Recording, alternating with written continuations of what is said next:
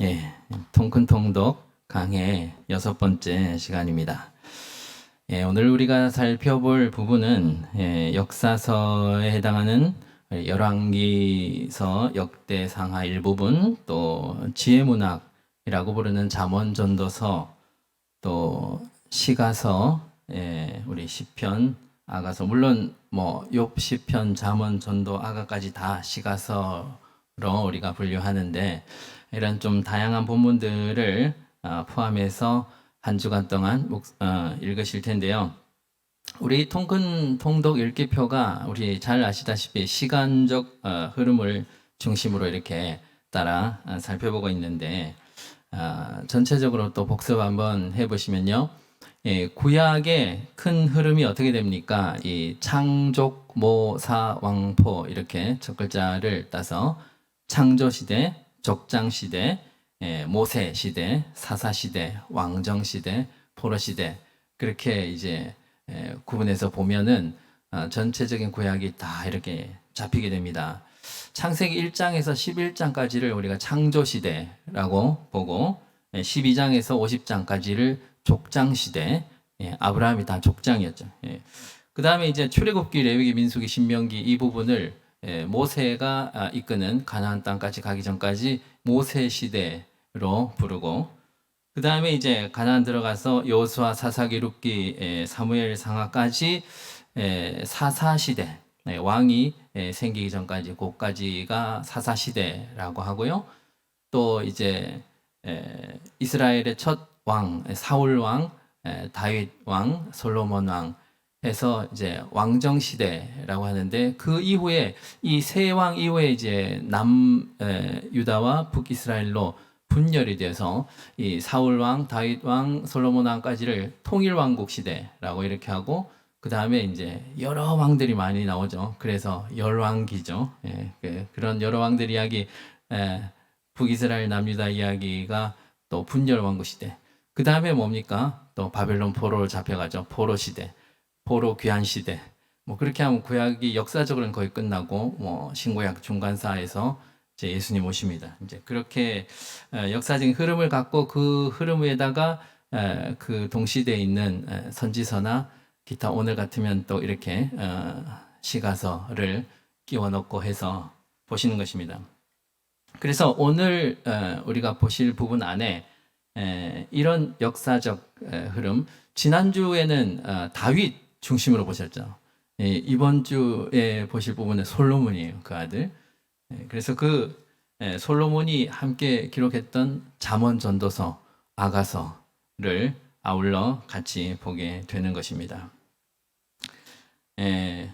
다윗이 보면 지난 시간에도 우리 봤지만은 우리아의 아내 바세바를 빼앗는 큰 죄를 짓고 인구조사하고 이렇게 죄를 지었지만은 참으로 그는 하나님을 사랑했던 그런 사람이었습니다.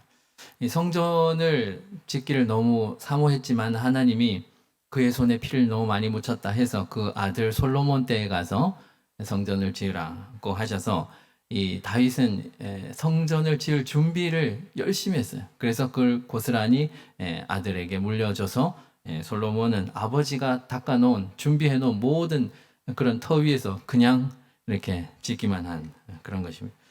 아들 솔로몬이 이렇게 그 왕위가 다윗에서 이렇게 아들 솔로몬으로 넘어가는 대목부터 해가지고 솔로몬의 모든 치적과 솔로몬의 죽음 이후에 왕국이 분열되는 것까지가 역사적 흐름으로 우리가 보시게 될 텐데요.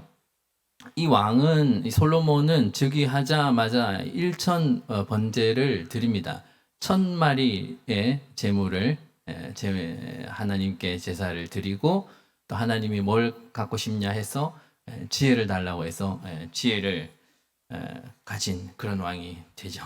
그리고 이제 왕이 되자마자 또 성전 공사하고, 또 아주 이렇게 성전을 성대하게 낙성식, 봉헌식, 우리도 이렇게 본당을 이렇게 지어서 하나님께 올리니까 참 좋은데 얼마나 좋았겠습니까? 그렇게 하고 또 자기가 살 왕궁을 짓는데, 이 솔로몬은요, 아버지 다윗처럼 그렇게 하나님을 사랑하는 그런 사람이 아니라 좀 문제가 있었어요. 지혜는 많이 있었는데 그는 엄청난 이 야욕을 가진 그런 사람이었어요. 그래서 이 열왕기상 11장 1절에서 4절에 솔로몬의 문제를 이렇게 표현하고 있습니다. 제가 읽습니다. 솔로몬 왕이 바로의 딸 외에 이방의 많은 여인을 사랑하였으니 곧 모압과 암몬과 에돔과 시돈과 헷 여인이라. 여호와께서 일찍이 이 여러 백성에 대하여 이스라엘 자손에게 말씀하시기를 너희는 그들과 서로 통혼하지 말며 그들도 너희와 서로 통혼하게 하지 말라. 그들이 반드시 너희의 마음을 돌려 그들의 신들을 따르게 하리라 하셨으나 솔로몬이 그들을 사랑하였더라. 왕은 후궁이 700명이요 첩이 300명이라. 그의 여인들이 왕의 마음을 돌아서게 하였더라. 솔로몬의 나이가 많을 때 그 여인들이 그의 마음을 돌려 다른 신들을 따르게 하였으므로 왕의 마음이 그의 아버지 다윗의 마음과 같지 아니하여 그의 하나님 여호와 앞에 온전하지 못하였으니. 아멘. 성경은 솔로몬 왕을 이렇게 표현하고 있습니다. 아버지 다윗의 마음과 같지 않았다. 하나님을 온전히 섬기고 하나님만을 온전히 사랑하는 그 마음이 못 되어서 하나님 앞에 온전하게 행하지 못하였다. 이렇게 이야기하는 것입니다. 역대하 8장에 보면요, 이 솔로몬이 왕궁을 건설하는 장면이 아주 소상하게 잘 나옵니다. 그리고 솔로몬이 나라를 아주 잘 정비를 하는, 지혜롭게 정치를 아주 잘하는, 나라의 기초를 아주 든든하게 세우는 그런 이야기가 나오는데요. 성전을 다 짓고 마지막에 이런 구절이 있어요. 역대하 8장 16절에 솔로몬이 여호와의 전에 기초를 쌓던 날부터 준공하기까지 모든 것을 완비하였으므로 여호와의 전 공사가 결점 없이 끝나니라. 아멘. 솔로몬은 참으로 일 중심의 사람이었습니다. 여호와의 전 공사가 처음에 기초를 쌓을 때부터 완공할 때까지 한치의 흐트러짐 없이 일사불란하게 그는 일을 정말 잘 처리하는 그런 사람이었습니다. 모든 것이 결점 없이, 이렇게 참 결점 없이 일을 한다, 이런 것은 쉽지 않은데요. 모든 일들을 빈틈없이 결점 없이 처리하고 나라를 아주 부강한 나라로 만들어 놓았습니다. 그가 하는 일은 결점이 없을지 몰라도 그 자신에게는 결점이 있었다고 성경은 이야기하고 있습니다. 뭡니까?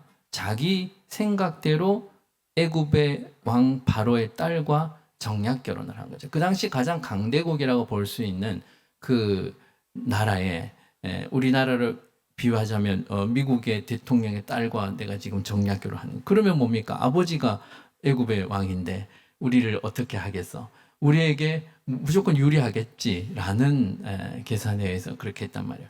그뿐만 아니라 아까 보셨던 말씀처럼 여러 주변에 그런 또 왕들과 귀족들과 정략 결혼을 어마어마하게 많이 했죠. 그렇게 하니까 어떻게 됐습니까? 그 여자들이 이 솔로몬의 마음을 돌이켜서, 자세하게 우리가 다 볼 시간이 없는데 오늘 또 재직회가 있어서 제가 이렇게 좀 빨리빨리 이렇게 나가도록 하겠습니다. 평소보다 제가 말을 좀 빨리 하는 것 같지 않습니까? 말씀을 준비하다 보니 천천히 말하면 한 2시간 걸리겠다, 그런 생각이 들더라고요. 그래서 1시간 안에 이걸 다 전달해야 되니까 우리 빨리 가보도록 하겠습니다. 그래서요, 정말로 그 여자들이 그죠? 그 자기들의 신당을 막 이렇게 세워요. 그러니까 이 예루살렘이 오만 종교의 그냥 종교 백화점이 되어버립니다. 그 예루살렘 성 안에는 못 들어오게 합니다. 이 솔로몬이 그나마 그래도 모태신앙 아닙니까? 그러니까 이 하나님의 성전 있는데 이 이방 여자들을 정략적으로 결혼했는데 이 예루살렘 성 안에는 못 살고 따로 성 밖에 그 궁을 지어서 이 이방 여자들을 거기 다 살게 하는데, 그 여자들이 보세요. 왕이 그 후궁과 합해서 몇 명이라고? 1000명. 얼굴이 다 몰라요. 누군지도 몰라요. 만나면 누구세요? 몇 번이세요? 봐야 돼. 얼마나 안 찾아오는 거야, 밖에. 너무 심심해요. 그러니까 뭡니까?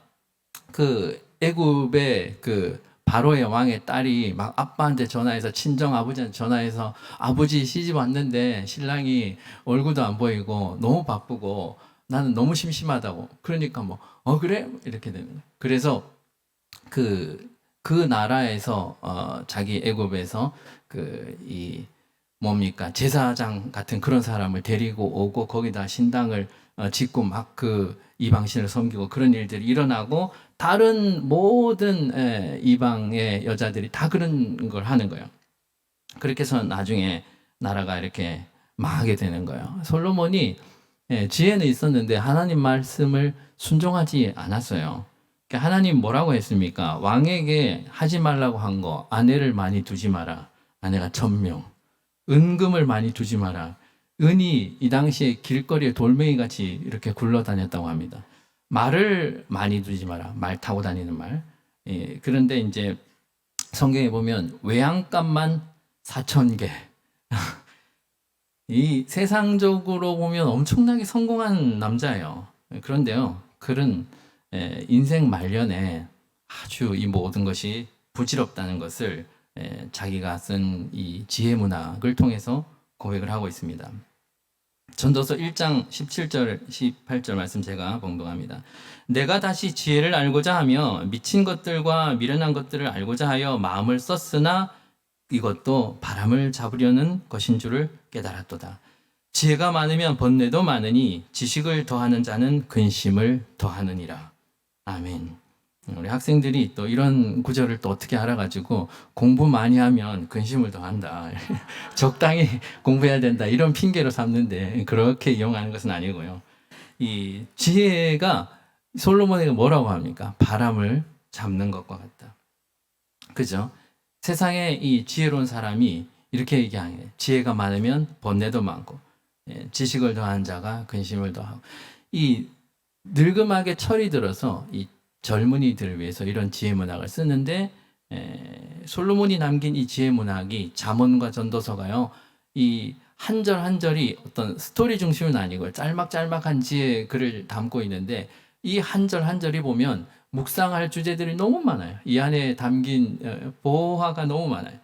우리 잠언은 얼마 전에 우리가 매일 성경 본문의 순서에 따라서 많이 우리가 또 묵상을 하고 했던 기억이 있고 해서, 우리가 오늘은 전도서에서 몇 개 발췌를 해서 보고, 또 아가서까지, 우리가 평소에 잘 못 보는 아가서까지 한번 보도록 하겠습니다.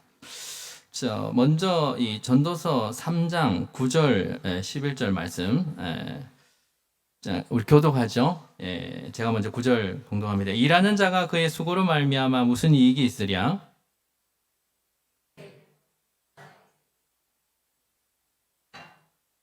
하나님이 모든 것을 지으시되 때를 따라 아름답게 하셨고 또 사람들에게는 영혼을 사모하는 마음을 주셨느니라. 그러나 하나님의 하시는 일의 시종을 사람으로 측량할 수 없게 하셨도다. 아멘. 원래 마지막엔 같이 읽어야 되는데 그렇게 되어버렸습니다. 읽다 보니 생각이 났습니다. 자, 11절이 중요합니다. 9절, 10절 이것도 제가 포함은 시켰는데, 우리 예수 믿는 삶이 마냥 행복하는 건 아니죠. 수고로움이라고 하는 것은 필수적으로 따르는데, 이건 하나님의 언약과 같은 그런 피해갈 수 없는 부분이거든요. 자기를 부인하고 우리 옛사람을 죽이고 또 이 세상으로부터 우리가 핍박과 고난도 받고, 그것을 감수하는 것이 우리 인생입니다. 하나님이 우리에게 또 이 수고로움을 주셨는데 우리 죄의 결과이기도 하고. 그런데요, 우리가 알아야 할 부분과 알지 않아도 될 부분이 있는데, 우리 인간은 꼭 청개구리 같이 감추어 두신 부분, 그죠? 11절 뭡니까? 하나님이 우리에게 때에 대한 부분을 가려 놓으셨어요. 알 필요가 없다고 하는 걸 사람들이 참 관심을 많이 가집니다. 이 측량할 수 없게 했다고 분명히 하나님이 이렇게 말씀하시는데, 사람들은 측량하려고 애를 쓰는 거죠. 여러분 그 주역 이런 책 있지 않습니까? 동양에는 역술 뭐 이런 게 있고 뭐 명리학 이런 게 있고 서양에는 뭡니까? 점성술 이런 게 있어요. 그다음 뭡니까? 인간이 나름대로 자기가 열심히 계산을 해 보려고 하는 거죠. 때를 알아보려고 하는 것입니다. 우리가 그래서 점쟁이한테 가서 뭐 합니까? 날을 받죠. 아, 이사를 언제 가야 되나요? 뭐 이 사업은 언제 하면 되나요? 장가를 언제 가면 되나요? 그런데요, 이 때는 저번에도 제가 말씀드린 적이 있지만 하나님께 속한 것이거든요. 또 우리가 언제 좋은 일이 생기고 나쁜 일이 생기고 하나님밖에 모르는 것입니다. 우리가 모르는 영역 속에 있는 것을 굳이 알려고 애쓸 필요가 전혀 없다고 하는 것입니다. 우리는 뭡니까? 하나님이 우리에게 허락하신 것, 마음껏 누려라 하는 그 부분에 우리가 관심을 가지셔야 되는데요. 하나님 우리에게 뭘 주셨습니까? 영원을 사모하는 마음을 주셨다. 아멘. 영혼을 사모하는 마음. 그러니까 우리는요, 영혼에 대해서 알아요. 하나님이 우리에게 경험해 보지 못했고, 우리의 지혜로 알기 어려운 부분이긴 하지만, 그래도 이 부분은 하나님이 우리에게 계시를 해주셔서, 열어주셔서, 그죠? 때와 시는 닫아두셨어요. 몰라요? 이 부분은 열어주셔서 우리에게 소망을 갖게 하고, 우리가 장차 들어갈 천국이 어떤 것이고, 영원이라고 하는 것은 우리 이 땅에 어떤 피조물에게도 없는 속성입니다. 가지고 있지 않는 거예요. 영원이라고 하는 것을 소유한 그 어떤 피조물이 없어요. 오직 하나님의 것이죠. 그것을 하나님이 우리에게 열어주셔서 그것에 관심을 갖고 그것을 계속 사모하라고 하시는 것입니다. 그래서 이 지혜자, 전도자가 젊었을 때부터 창조주를 기억하라. 이렇게 이야기하시는 것입니다.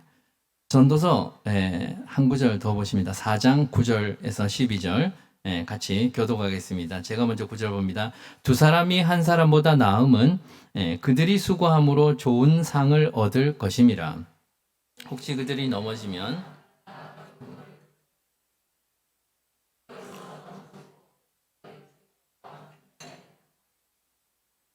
또 두 사람이 함께 누우면 따뜻하거니와 한 사람이면 어찌 따뜻하랴. 같이 봅니다. 한 사람이면 패하겠거니와 두 사람이면 맞설 수 있나니 세 겹줄은 쉽게 끊어지지 아니하느니라. 아멘. 저희 가족이 아주 좋아하는 구절입니다. 삼겹줄. 그래서 우리 여진이 엄마와 제 세 명이 단톡방에 있는데 세 겹줄이라는 이름으로 이렇게 늘 대화를 나누고 있습니다. 오늘날은요, 이 사회적 거리두기, 이런 우리가 들어보지 못했던 단어가 익숙해져 버린 모임이라고 하는 말 자체가 아주 부정적인 개념이 되어가고 있는 아주 슬픈 시대를 우리가 살고 있습니다. 또 그런 반면에 우리가 이 만남의 소중함을 더 깨닫게 되는 측면도 있습니다만은 이 사회적 거리두기라고 하는 것을 꼭 바이러스 때문만으로 우리가 볼 필요가 없고 이것이 마지막 때의 공중권세 잡은 자들의 이 세팅이라고 하는 것을 우리가 생각해 볼 필요가 있어요. 우리는 만남을 통해서 서로 가까워지고 만나야 일이 되거든요. 이 서로와 서로의 거리를 좁히고 또 화목해 하고 이렇게 해야 뭔가 일이 되는데 이것을 방해하고자 하는 것이 마귀의 계략이라고 하는 것입니다. 이 세월이 흐르면 흐를수록요, 코로나와 상관없어요. 그 사람들의 정서와 생각에 어떤 생각들이 점점 더 커지냐면요. 옛날에는 없었던 단어, 요즘 애들이 하는 말, 혼밥 이런 말 들어보셨죠? 혼술 뭐 이런 거 들어보셨죠? 혼코 이런 거 아십니까? 중고등학생도 있어야 하는데 혼자 코인 노래방 가는 거, 혼쇼 혼자 쇼핑 가는 거, 혼영 이런 거, 혼자 영화 보는 거, 이런 혼족들이 대한민국에 아주 많이 늘어가고 있습니다. 대한민국 성인 남녀 3,700명에게 물어봤는데요. 이 가운데 한 70% 정도가 나는 혼자인 것이 좋다라고 답변을 했습니다. 왜 사람들은 자꾸 혼자가 이렇게 좋아지는 걸까요? 예전에는 가족들이 저녁 먹으면은 둘러 앉아서 얘기를 하거나 또 이런 그죠? 고구마를 먹거나 이런 일들이 흔한 일이었는데 오늘날은 참 쉽지 않은 그죠? 자기 방으로 다 들어가 버리는 것이죠. 자기 공간을 사람들은 좋아하게 되는 것입니다. 그래서 카페가 많이 생기고 스터디 카페 이런 것도 있고요. 우리가 커피를 마시는 것이 이슈가 아니고 공간을 돈을 주고 사는 것입니다. 혼자 있는 것이 편한 그런 세상이 되어가고 있는 것입니다. 그래서 오늘날요, 전도가 어려워지는 것입니다. 청년부, 청소년부 사역도 너무 어렵습니다. 혼자가 편한 세상이 되어가는 것입니다. 이제 사람들은 나만의 공간에 누군가가 침범해 들어오는 것이 너무 싫은 거예요. 그래서 우리가 자녀들의 방에 들어갈 때 노크 안 하고 들어가면 애들이 안 좋아하죠. 그런 것입니다. 혼자 있고 싶어 하는 것은 죄인의 특성이거든요. 죄를 짓고 난 후에 인간의 변화입니다. 아담이 죄를 짓고 어떻게 했습니까? 하나님이 아담아 아담아 부를 때 숨었어요. 피했어요. 선을 긋기 시작하고 이렇게 사회적 거리두기가 이때부터 시작된 겁니다. 사람들은요, 나랑 생각이 다른 사람, 성향이 다르고 취향이 다른 사람, 경제적 상황이 다른 사람, 교육적 수준이 다른 사람, 나와 좀 차이가 있는 이런 사람들과 거리를 두고 싶어 하는 거예요. 이게 다 죄인의 모습입니다. 세상은 이러한 거리두기가 매너인 것처럼 또는 상대를 존중하는 것인 것처럼 또 이게 미덕인 것처럼 그렇게 가르치고 있습니다만 하나님은 거리두기를 싫어하십니다. 특별히 우리 신앙 생활은요, 함께 해야 역사가 일어나고 함께 해야 파워가 일어나고 이걸 마귀가 너무 잘 알거든요. 오늘 10절 보시면요. 혹시 그들이 넘어지면 하나가 그 동물을 붙들어 일으키려니와 홀로 있어 넘어지고 붙들어 일으킬 자가 없는 자에게는 화가 있으리라. 아멘. 하나님은요, 아담이 독처하는 것이 좋지 않다 해서 돕는 배필을 붙여주셨어요. 이것이 하나님의 뜻이거든요. 그 돕는 배필이라고 하는 것이 어떤 역할입니까? 하나가 넘어지려고 할 때 붙들어 줄 수 있는 그 도움을 말하는 것입니다. 우리가 돕는 배필 해서 이제 그 집안일 해주고 밥 해주고 빨래 해주고 이런 도움이 아니라 내가 죄를 지으려고 할 때 그걸 막아줄 수 있는 또는 한 사람이 신앙적으로 좀 어려울 때 옆에 친구가 힘을 실어줄 수 있는 그런 차원의 돕는 것을 말하는 것입니다. 물론 그 하와는 그런 돕는 배필 역할을 잘 하지 못했고 오히려 그 더 죄를 짓는데 일조를 한 그런 결과가 되긴 했지만은 그래도요 우리는 곁에 누가 있는 것이 더 좋아요. 어차피 우리는 잘 넘어집니다. 그것이 우리의 실존입니다. 인간은 연약하고 언제 누가 어디서 어떻게 넘어졌다고 해도 하나도 이상할 게 없는 그러한 존재가 바로 우리 인간입니다. 어차피 넘어지지만 그래도 옆에 누군가가 있어서 2번 넘어질 걸 1번 넘어지게 된다면 그것이 좋은 것입니다. 그리고요 오늘 본문 11절을 보시면요 온도 이야기를 하십니다. 11절 보시면요 또 2사람이 함께 누우면 따뜻하거니와 한 사람이면 어찌 따뜻하랴. 우리가 이 세상은요 우리가 살아가는 세상은 보시면요 아주 춥습니다. 왜냐하면요 떨어져 있기 때문입니다. 겨울보다 더 춥습니다. 세상 사람들이 혼자 있는 외로움을 어떻게 표현합니까? 옆구리가 시리다 이렇게 표현하지 않습니까? 그들도 아는 거예요. 온도가 떨어지고 있다는 것을. 우리가 사람과의 관계 이야기할 때 찬바람이 쌩 분다 이렇게 얘기하죠. 매정하고 이것이 말세의 특징인데 성경은 뭐라고 합니까? 우리가 함께 있어야 한다. 이것이 우리가 사는 길이다. 온도를 유지하는 길이다. 세상이 춥거든요. 겨울보다 더 춥거든요. 그래서요, 떨어져 있으면 다 얼어 죽는다는 거죠. 같이 껴안고 있으면 다 같이 살 수 있다고 하는 것입니다. 추운 겨울에 조난을 당한 사람이 살려면 서로의 체온을 보태어서 우리가 같이 이렇게 생명을 유지해야 하는 것입니다. 성도의 하나됨이 우리의 생명을 지키는 것입니다. 전도서에 그런 본문들이 참 묵상할 부분이 많은데요. 오늘 본문을 이제 보네요. 전도서 1장 1절, 2절 말씀 같이 합독합니다. 시작. 다윗의 아들 예루살렘 왕 전도자의 말씀이라. 전도자가 이르되 헛되고 헛되며 헛되고 헛되니 모든 것이 헛되도다. 아멘. 이 전도서의 주제가 될 만한 첫 대목입니다. 제가 어렸을 때 이 전도서의 이 앞부분을 보고 깜짝 놀랐던 적이 있었습니다. 이 책 제목이 전도서 아닙니까? 이게 명색이 전도서인데 이래가지고 전도 되겠나 이런 생각을 제가 한 적이 있었습니다.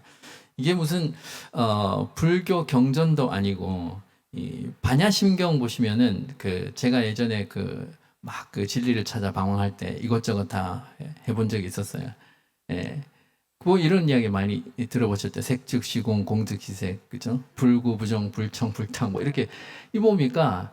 이 있는 게 없는 거고 없는 게 있는 거고 뭐 불교가 그래요. 뭐 세상에 깨끗한 것도 없고 더러운 것도 없고 뭐 구부러진 것도 없고 바른 것도 없고 다 그게 그거다. 뭐 산은 산이고 물은 물입니까? 이게 전도서 앞부분에 보시면요. 해 아래 수고하는 모든 수고가 다 우리에게 무슨 유익이 있냐? 한 세대는 가고 또 한 세대는 오고 땅은 영원히 있고 해는 떴다 가지고 그 떴던 곳으로 빨리 돌아가고 바람은 남으로 불다 북으로 돌아가고 이리 불며 저리 돌아 바람은 그 불던 곳으로 돌아가고 모든 강물은 바다로 흐르는데 다 바다를 채우지 못하고 모든 만물이 이렇게 피곤하다는 거예요. 이미 있던 것이 후에 다시 있겠고 이미 한 일을 또 할지라도 해 아래는 새 것이 없나니 무엇을 가리켜서 이르기를 보라 이것이 새 것이다 할 것이 있느냐 우리가 있기 오래전 세대들도 이미 있었느니라. 이 전도자의 말입니다. 뭐 틀린 말이 하나도 없긴 합니다만 세상에 새 것이 뭐냐 다 그래봤자 그게 뭐냐 이런 이야기입니다. 근데요 이 말만 계속 듣다 보면 이래가지고 무슨 전도 되겠냐 세상이 다 허무하고 다 뭐 하나님 믿어서 뭐하냐 뭐 이렇게 될 것 같은 분위기라는 거죠. 그런데요 그 책을 우리가 자꾸 보다 보면 이 저자가 강조하는 부분을 우리가 발견하게 돼요. 전도서에 계속 반복되어 나오는 구절들이 있어요. 그것이 뭔가 하면 해 아래 이 말이 이 앞부분에 계속 나와요. 해 아래 새 것이 없나니. 그런 거예요.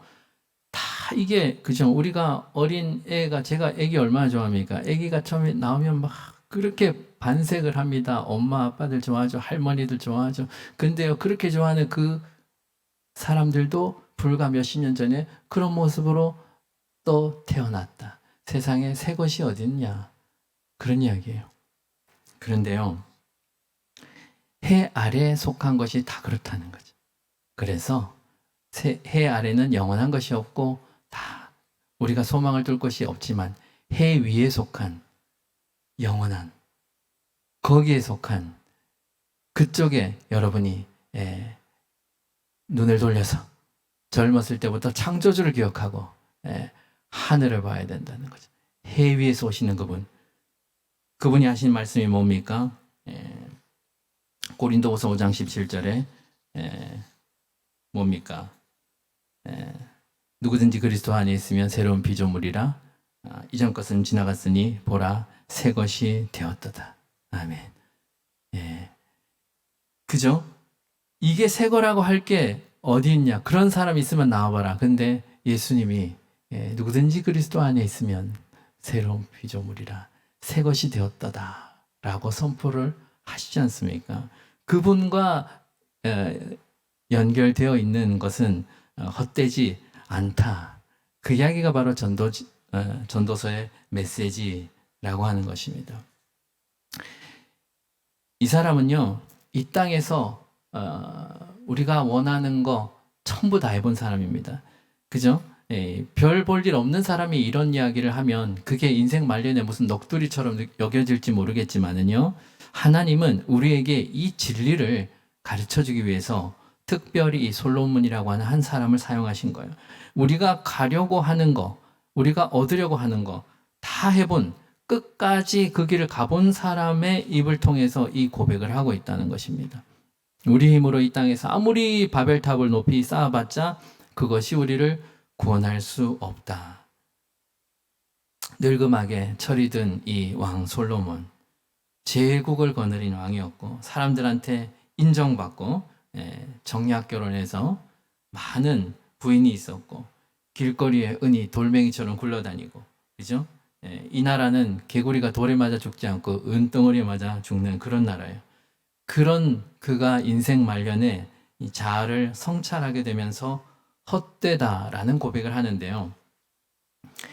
전도서 12장 13절 말씀 제가 읽습니다. 이 일의 결국을 다 들었으니 하나님을 경외하고 그의 명령들을 지킬지어다.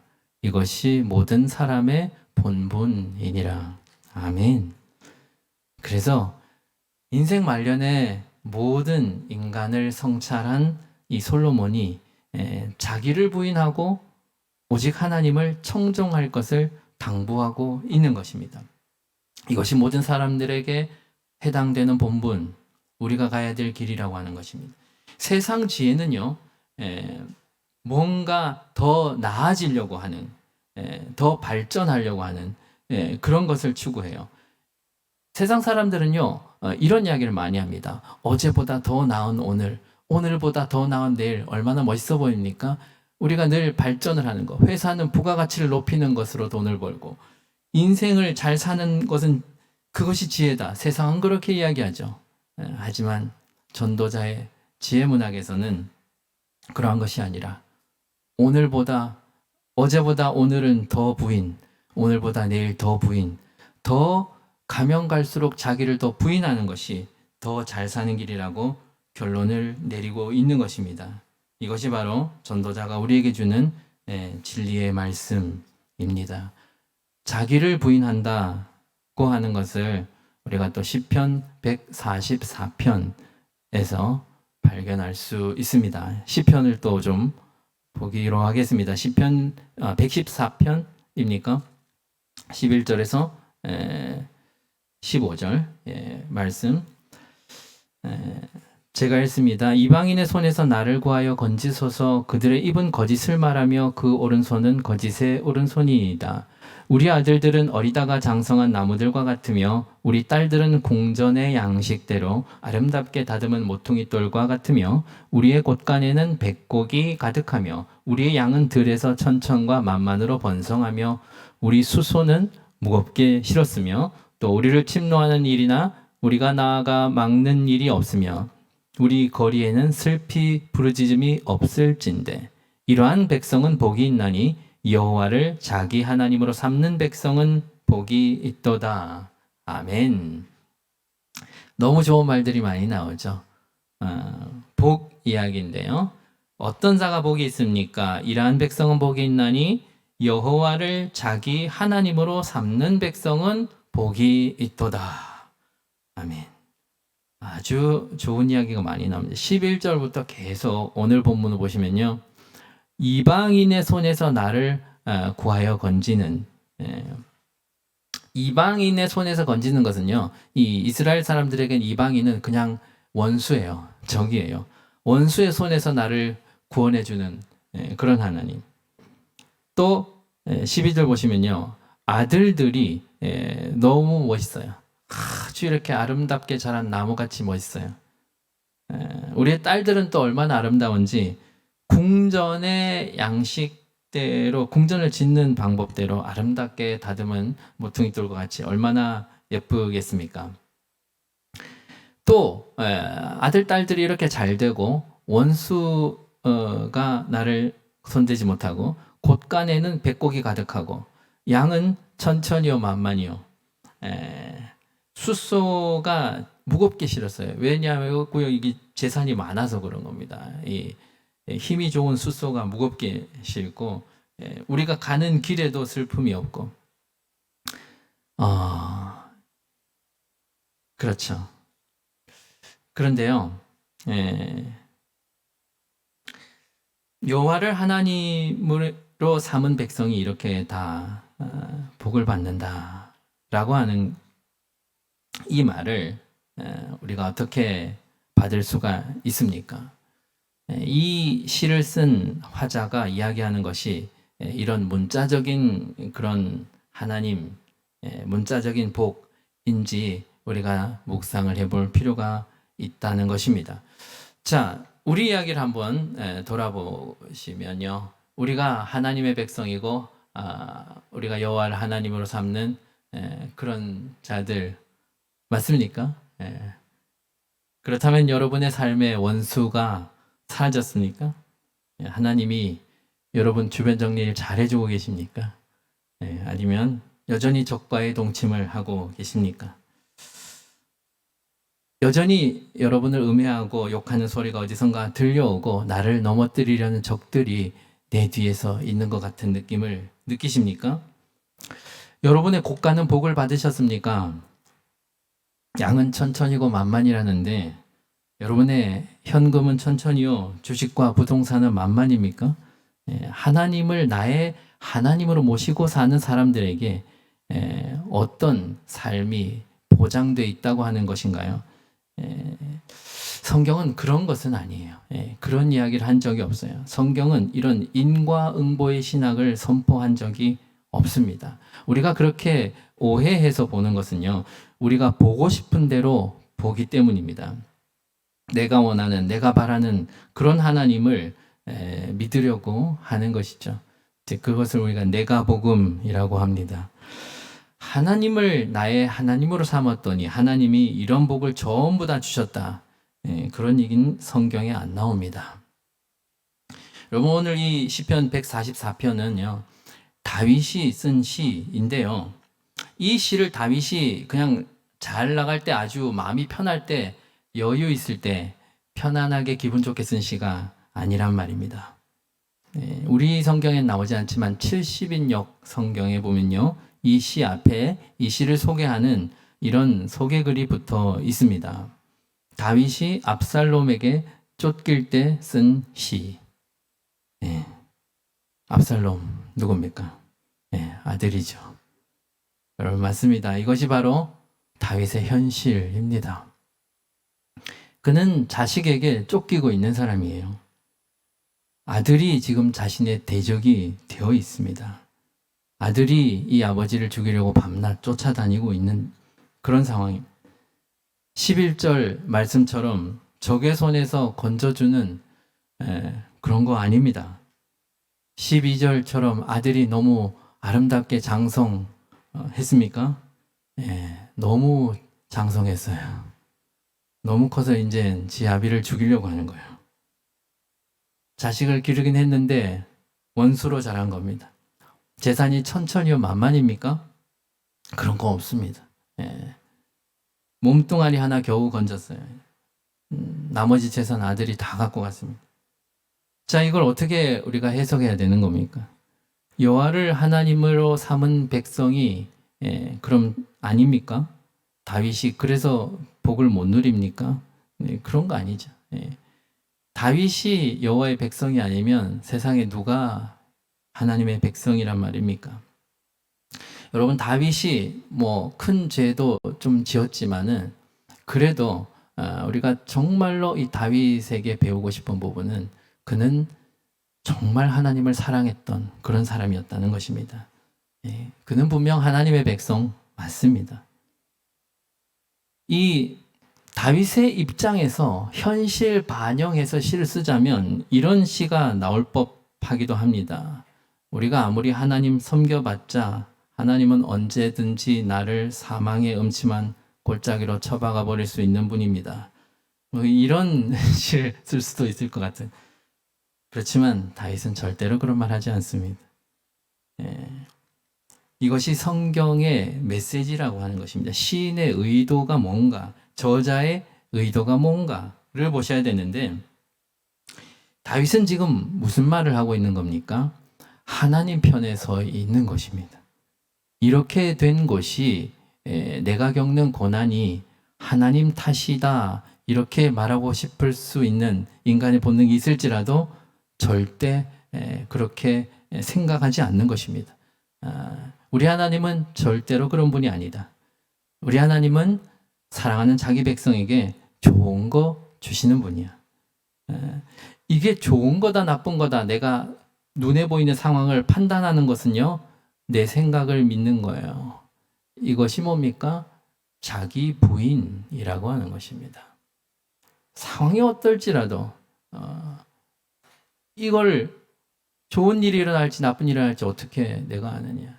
우리 하나님은 변함없는 분, 좋은 분이다. 여러분, 자기 부인을 뒤집어 말하면요, 뭐라고 표현할 수 있겠습니까? 하나님 인정이라고 하는 것입니다. 자기 부인을 한다는 것은요, 하나님을 인정한다는 것입니다. 거꾸로 말하면 자기를 부인 못하면요, 하나님을 부인하는 것입니다. 그건 동전의 양면과 같이 공존하는 것입니다. 하나님은 여전히 선한 분이시고 하나님은 변함이 없으신 분이고 하나님은 항상 옳다. 어떤 영화에 그런 이야기가 나오는 거 제가 본 적이 기억이 나는데, He is always right. 계속 이야기하는, 하나님은 항상 옳다. 다윗은 지금 그 고백을 하고 있는 거예요. 여러분, 양이라는 동물이 가지고 있는 습성이 이런 게 있어요. 자기를 인도하는 목자가 어떤 길로 인도하든지 간에 그 목자의 선한 의도를 전혀 의심하지 않습니다. 따라가서 죽더라도 전혀 그 목자를 불신하지 않고 따라가는 것입니다. 그런 사람이 바로 다윗인 것입니다. 어떤 상황에도 우리 하나님은 가장 좋은 하나님. 다윗이 가진 신앙은 이런 인과응보의 신앙이 아닙니다. 잘해주면 잘해준다. 그런 거 아닙니다. 자기 부인의 신앙이요, 하나님 인정의 신앙인 것입니다. 그렇다면 진짜 복을 받는 사람, 진짜 복을 받은 하나님의 백성이 어떤 사람입니까? 끝까지 말씀 붙들고 진리편에 서는 그러한 자가 하나님의 백성, 복 있는 자인 것입니다. 시편 73편에 보시면요, 마지막 절에 하나님께 가까이 함이 내게 복이라 이렇게 고백하는 사람이 있었어요. 아삽인데요. 찬양대장 다윗 왕 때 아주 이렇게 찬양대장했던 그런 사람입니다. 그래서요, 제가 좋아하는 찬양 435장, 나의 영원한 신기업 주께로 가까이. 나의 영원한 기업이 하나님, 우리 예수 그리스도죠. 생명보다 더 귀하고, 이 기업이라고 하는 것은요, 상급이에요. 하나님이 내게 주시는 상급. 그것이 뭡니까? 하나님 자신입니다. 예수 그리스도. 주께로 가까이 가는 것. 우리 인생에서 이보다 더 큰 복이 없는 것입니다. 이미 그 복을 받았기 때문에 눈에 보이는 환경이 우리의 이 고백을 전혀 흐트릴 수 없는 것입니다. 빨리빨리 와서 이제 마지막까지 왔습니다. 아가서가 전하는 복음 보시겠습니다. 아가서 1장 1절, 우리 전도서도 1장 1절 봤는데 1장 1절을 합독하겠습니다. 시작. 솔로몬의 아가람. 아멘. 짧죠? 이 구절은 이 책의 제목이기도 하지만 책 전체의 내용을 담아내고 있습니다. 이 원어 히브리어로 보면요, 이 1절을 이렇게 표현하고 있어요. 쉴 하쉬림 아셀리 솔로몬. 쉴 하쉬림이라고 하는 말은 노래 중의 노래. 그래서 영어 성경에는요, 이 아가서를 Song of Songs 이렇게 표현하는 거죠. 노래 중의 노래. 이 원어를 그대로 한 거죠. 쉴 하쉬림 아셀리 솔로몬. 그러니까 Song of Songs written by Solomon 이런 말입니다. 솔로몬이 쓴 노래 중에서 진짜 노래 중에 노래가 바로 이거다라고 하는 말입니다. 이 솔로몬은 노래를 많이 썼어요. 열왕기서에 보면요. 격언을 3,000개 이상을 썼고 노래를 1,005곡을 지었다. 이렇게 이야기하는데요. 그가 지은 노래 중에서 제일 아름다운 노래다. 그렇게 우리가 생각해 볼 수도 있겠습니다. 이 아가서는요. 성경 안에 정경으로 포함되는데 상당히 애를 먹었던 책입니다. 많은 사람들이 이 책을 끝까지 이렇게 고민하면서 이것을 우리 66권 정경 안에 포함시켜야 되나 이런 식으로 고민했던 그런 역사가 있어요. 왜냐하면요, 아무리 그 솔로몬 왕이 쓴 책이긴 하나 이 거룩한 성경에 이렇게 선정적인 내용의 글을 포함시켜도 되나 이런 생각을 했던 것입니다. 읽어보신 분들은 아시겠지만 좀 약간 그런 부분이 있어요. 이 여성의 몸을 이렇게 쫙 이렇게 아주 너무 좀 디테일하게 훑어 내려가거나 또 이런 아주 하드한 애정 표현이나 이런 것들이 등장합니다. 그러나 성경에는요, 이 남자와 여자라고 하는 것이 그런 생물학적인 꼭 남녀를 의미하는 그런 부분이 아니라 비유적으로 많이 나오죠. 성경은 이 은유와 비유가 아주 충만한 책입니다. 성경은 처음부터 끝까지 창세기부터 계시록까지 이 남자와 여자를 가지고 또 남자는 하나님, 여자는 교회, 우리 성도 이렇게 비유적으로 계속 이야기하고 있는 것입니다. 솔로몬이 누굽니까? 왕이죠. 이 책을 보시면요. 솔로몬과 술람미 여인의 사랑 이야기입니다. 솔로몬은 왕이고요. 술람미 여인은 누굽니까? 이 노동으로 얼굴이 금게 그을려버린 아주 가련한 여인, 비천한 여인. 이 두 사람의 수준이 안 맞아요. 이 삶의 수준이 전혀 다르다고 하는 것은 이 사랑을 하는데 아주 악영향을 미치죠. 게다가 신분 사회에서는 더더욱 그렇습니다. 그런데 이 솔로몬이 이 여인을 사랑했습니다. 자, 솔로몬이 어떤 남자입니까? 인기가 하늘을 찌르는 그런 남자입니다. 왕이죠. 아주 잘생겼을 겁니다. 아버지가 잘생겼으니까 우리 사무엘상에 보면 이 다윗이 뭡니까 얼굴이 아름답고 눈이 뭡니까 그 얼굴빛이 붉고 눈이 빼어나게 아름답고 이렇게 얼굴이 아름답다 이렇게 돼 있는데요. 아버지도 아주 훌륭한 그런 음악적인 재주도 있었고 문학적인 그런 부분도 있고 또 그 어머니가 누굽니까 아주 그렇게 살인까지 저지르며 빼앗고 싶었던 예쁜 그 여자와 이 잘생긴 남자 사이에 태어난 이 솔로몬이 얼마나 잘생겼을까 생각해 봅니다. 아주 지혜가 많은 사람이에요. 사업도 잘하고 직업이 왕이에요. 그죠? 음악도 잘하고 보세요. 노래도 많이 짓고 글도 잘 쓰고 요즘 애들 표현으로는 사기캐입니다. 이런 캐릭 존재하지 않습니다. 이 예루살렘 처녀들이 이 솔로몬을 그냥 얼마나 흠모했는지요. 그에 비해서 이 술람미 여인은 당시의 기준으로 봐도 수준 미달입니다. 이 더운 지방에서는요 어떤 사람이 최고의 미인인가 하면요 뽀얀 사람이에요. 피부 하얀 사람. 그런데 이 술람미 여인 그죠? 노동으로 얼굴이 검게 걸린 그런 사람.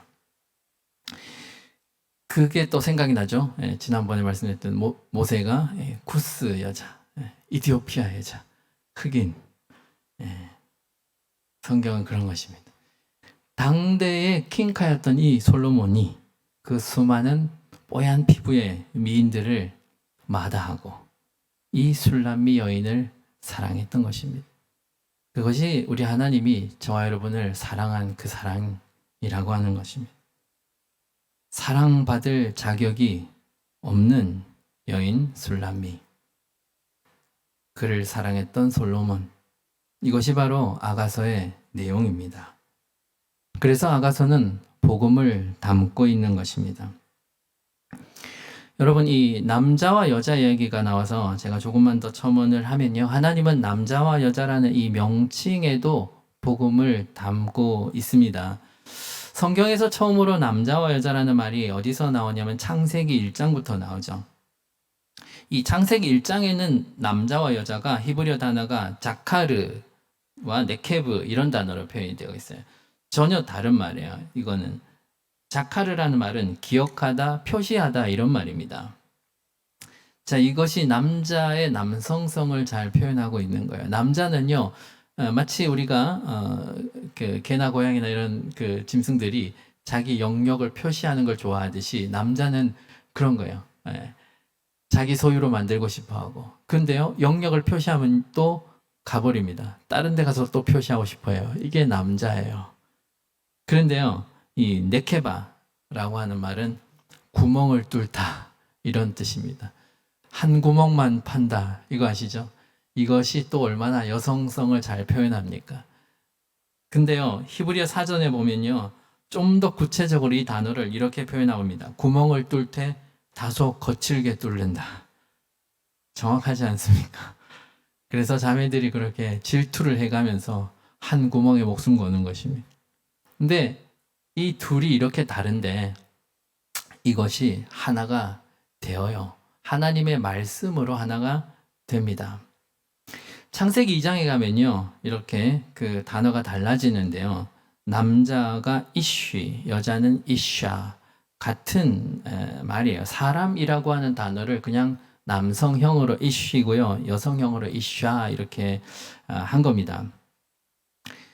이 아담의 갈비뼈를 빼내서 여자를 만들죠. 이것이 바로 그리스도의 죽음과 교회를 상징하고 있는 것입니다. 자, 여러분, 하나님이 아담을 재웠어요. 잠을 잔다고 하는 것은 뭘 상징합니까? 죽음의 메타포죠. 죽음을 상징하는 거예요. 그리고 갈비뼈를 뽑아요. 어디서요? 옆구리가 터지겠죠. 자, 이런 장면이 어디서 나옵니까? 십자가죠. 그래서 뭘 만듭니까? 이걸 가지고 여자를 만들어요. 남자에게서 나왔으니 여자라 하리라. 이쉬에게서 나왔으니 이샤라 하리라. 그리스도에게서 교회가 나온, 그리스도를 통해서 교회가 탄생하는 그런 이야기입니다. 여러분, 솔로몬이란 단어도 어떤 뜻입니까? 이 단어가 평화하다 이런 단어입니다. 여러분, 샬롬 아시죠? 평안, 같은 어원을 가진, 여기서 나온 말이에요. 이 솔로몬이라는 이름 역시 복음의 의미를 담고 있는 것입니다. 여러분, 솔로몬의 직업이 뭡니까? 왕이죠. 여러분, 예수님이 이 땅에 무엇으로 오십니까? 평화의 왕으로 오시느니. 예수님이 왜 평화의 왕으로 오셔야 됩니까? 우리는 스스로 하나님과 화평할 수 없는 죄인이 되어버렸기 때문입니다. 아담이 자기 옆구리를 헐어서 갈빗대를 희생했듯이 우리 주님이 자신의 몸을 헐어서 하나님과의 막힌 담을 헐어서 다시 화평케 해야만 우리가 하나님께로 나갈 수 있는 길이 열리는, 우리는 그런 존재인 것입니다. 여러분, 멜기세덱 성경을 어떻게 표현합니까? 멜기세덱도 살렘 왕, 다 같은 이야기를 하고 있습니다. 평화를 가지고 오시는 분이, 그 왕이 가장 낮고 천한 비천한 여인을 사랑하는, 그것이 가장 아름다운 노래라고 하는 것입니다. 이것이 복음인 것입니다. 이 노래가 바로 우리가 평생 부를 노래인 줄로 믿습니다.